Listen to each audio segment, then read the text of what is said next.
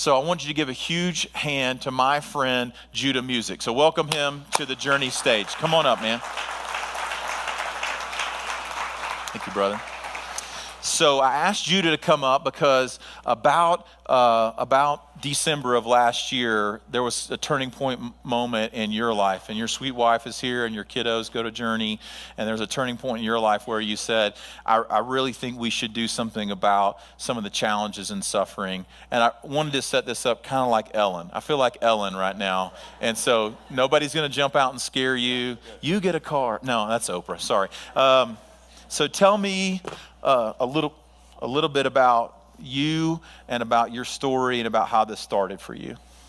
So first of all, my name's Judah, and I'm not one of the pastors here at Journey. I'm a normal business guy. I sit right over here. I got my crew over in this section, and we're all normal. We're all normal too, Judah. Come on now.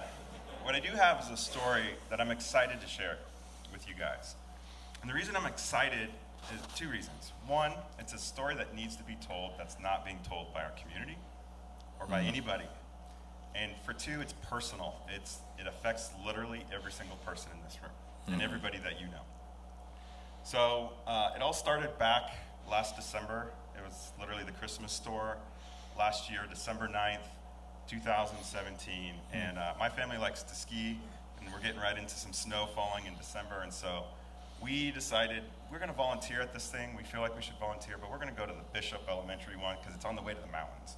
And we're going to give God a couple hours, and we're going to volunteer and see what happens. So we show up at Bishop Elementary, low-income school. Corey throws us some T-shirts, and we start volunteering. And it just gripped us on this visual picture of how to love our neighbors. So families would come in, if you guys aren't familiar with it, shop for Christmas presents. And the first thing we would ask them is, what do your kids want for Christmas? What are they asking for? And we would work with them to find the perfect gift. Then they would stand in line and they would pay $5. And so you would watch these men especially be proud, shoulders back, and paying for these Christmas presents. There was a wrapping station. The kids were being taken care of on the back playground. And it was just this visual picture of something so simple, but that actually had impact. Yeah. And so as we're driving up to the mountains and spend the weekend up in the mountains, all I could think of was the Great Commandment. And for those of you that aren't familiar with the Great Commandment, one of the Pharisees asked Jesus, he says, teacher, what is the greatest commandment of the law? Yeah. And Jesus literally, he had this in his back pocket, and he said, pretty simple, love the Lord your God with all your heart, mind, soul, and strength. That's the first and the greatest commandment. Yeah. The second one, part 2 of this, is love your neighbor as yourself. And that's pretty profound, but he didn't stop there. He went a step further and he said, all the law, meaning the entire Bible, and all the prophets, meaning everything they ever said, hangs on these two things. Yeah. So if there's one thing you need to know, is love God, but do it by loving your neighbor. So I just stewed on that all weekend and was really convicted that I'm not doing a good job of loving my neighbor. Like, live in Castle Pines, it's 2017, and how am I practically loving any of my neighbors? Yeah.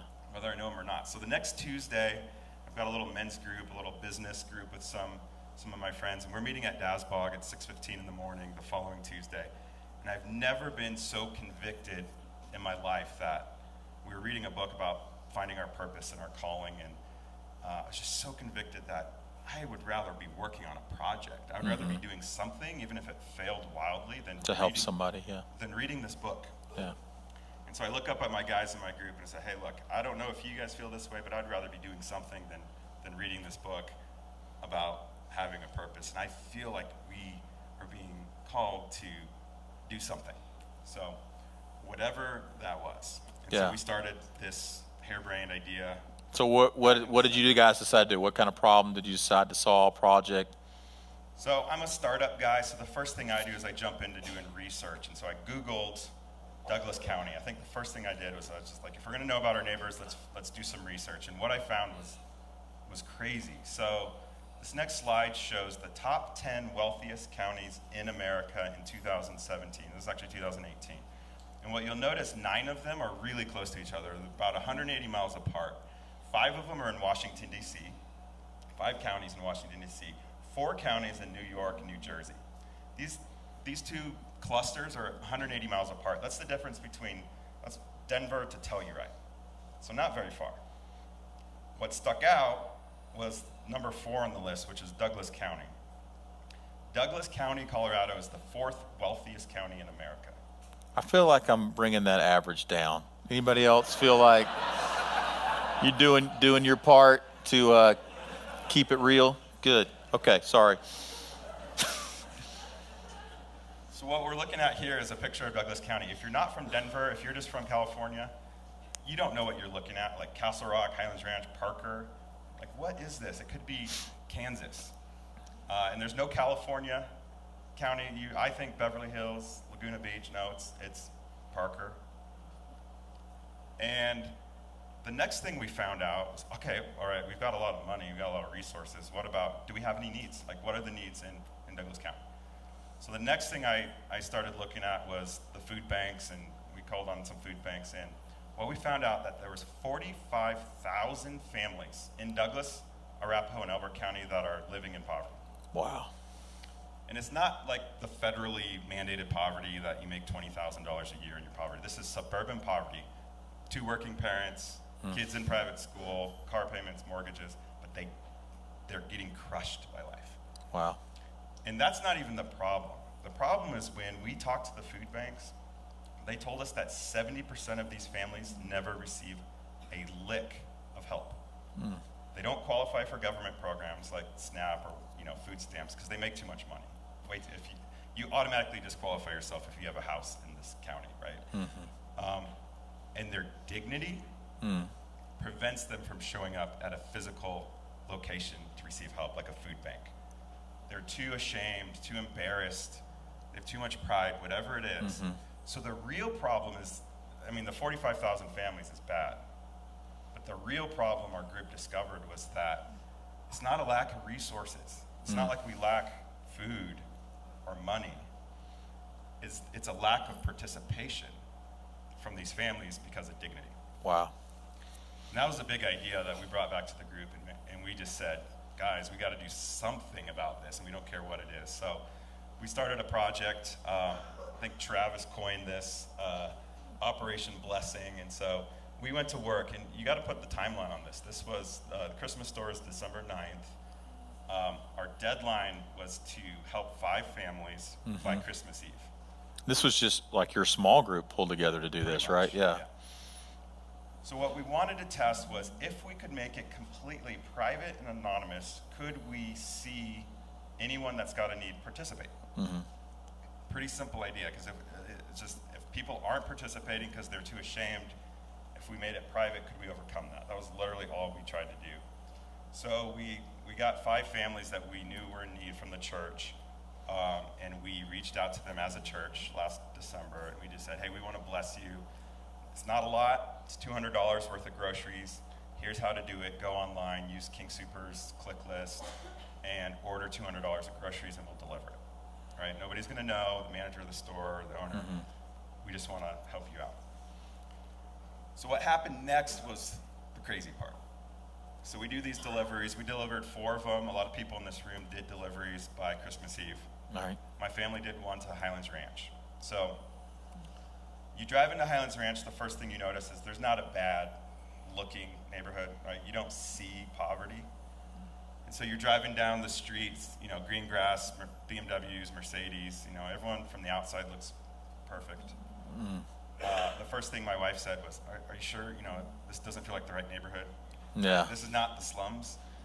I was like, well, this is the address we have, so let's go knock on the door. So it's me, my wife, my 2 little kids. We knock on this door, and a single mom opens it. She's got 2 teenage daughters, go to Rock Canyon.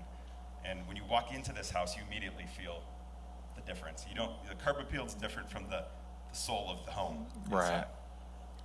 So we walk in, and they start getting choked up, and teenage girls start getting teary-eyed. And they share a little bit of the story while we're there. We're the Christmas tree, we're bringing groceries in. But it was a couple days later that she wrote this letter.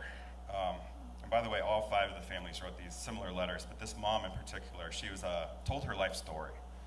She's a single mom raising 2 teenagers at Rock Canyon. She was divorced about a year ago. Her husband left her with all the debt, the mortgage, the car payments, the credit card bills. All 3 of them struggled really badly with eating disorders. And she goes on to say, in fact, one of my daughters just got back from 6 months of rehab for eating disorders. She's been in Montana for 6 months. She's back for Christmas, and she got back about an hour ago. Mm-hmm. And what do they teach you when you're in rehab for eating disorders is that you need to have a healthy relationship with healthy food. Mm-hmm. And what is the homework assignment for the parent that's taking a teen back from eating disorder rehab is to have healthy food waiting. Yeah. And she's so broken, she can't afford any of this food. So she's praying about it, and then we show up literally an hour after this daughter walked in the door from 6 months of rehab. With food that she got to choose, not the dented can of corn from. It wasn't baked beans or canned corn. It was groceries that she ordered. Wow. And she goes on, she tells her whole story. She was very happy to share the story with you guys. But that was one, but we had 5 similar stories that we don't have time to tell, but the same type of impact. So you guys pulled together and you said, maybe we can do more. Maybe we can scale it. And you're in software engineering, and you thought, what if we could build an app that could connect need with the people who really want to help? Because there's lots of people who want to help. So how did that, what the app do? The first thing that happened was when people saw those stories, some leadership at the church, our small group saw the stories, our family saw these stories. The first thing that happened was a flood of resources and support. Basically, anyone who read those stories said, this needs to exist. Yeah. This needs to happen. So I am in software. I do build apps. So we just started working. We just went to work building this app because we wanted a way to help our neighbors. I crave a way to help my neighbor. I know they're struggling. I don't know their stories, but it doesn't matter. Mm-hmm. So we built this app. We've been working on it for a little while, slowly. It's called YouRaise, and you can actually download it today if you go to youraise.app. Don't go to the app store. It's not there. It's at youraise.app, and this is an idea of how you can raise up your neighbor, your community. Literally the person you're sitting next to may have these needs that we're talking about. So the whole idea is just to be able to love our neighbors, but give them the respect of dignity so that we can give the help. So last week we did, for people on the top of our website, it just says apply for assistance. So we have how many stories now in the? So there's 5 stories from last week. Scotty mentioned this, and we had a number of applications come in. But in the app, if you go back to the app, there's 5 stories in here. So the first thing you do when you log in is you find Journey. It should be easy to do. There's literally only 2 organizations. There's Buffalo Ridge, an elementary school down the street, and there's Journey Church. Click into that, and what you're going to see, and what I encourage you to do is read all of these stories. These are literally people that are in the room right now. Right? We're not going to give you their names. We're not going to show you exactly where they live. We do show you kind of relevantly where they live so that you can know that this is my neighbor. Yeah. But I encourage you, before you donate anything, is to read all 5 stories and resonate and pray about those stories. Yeah. And then you obviously do have a way to support these families, and we will get them. We'll do the same thing. We're going to respect their dignity. We're going to give them help. It's not all about food, but food kind of becomes a priority when you're in these situations. Phenomenal. So what I love about this is just the practicality of it, is that there are real needs. These are people who go to our church, who are part of our house, who are part of our family, who sit here each week, and we have an opportunity to say we can do something really, really practical. What I also love is that Judah just said, as he said, I'm a regular guy. This is what I know how to do. I know how to build apps. I know how to gather people to do this, and every single one of us has gifts and passions and talents. And we said, how can we rally around this together as a church? So just to let you know today, if you download today and the first 100 people to give $50 toward a need, Journey's going to match that. So we'll see that. We'll give it to you. And then you get to give away another $50. Isn't that fun? Toward helping the needs in our community. So I think it's huge, and I would love for us to get involved with that. So could we give Judah a huge hand to help? Thanks. Appreciate you, brother. Yeah.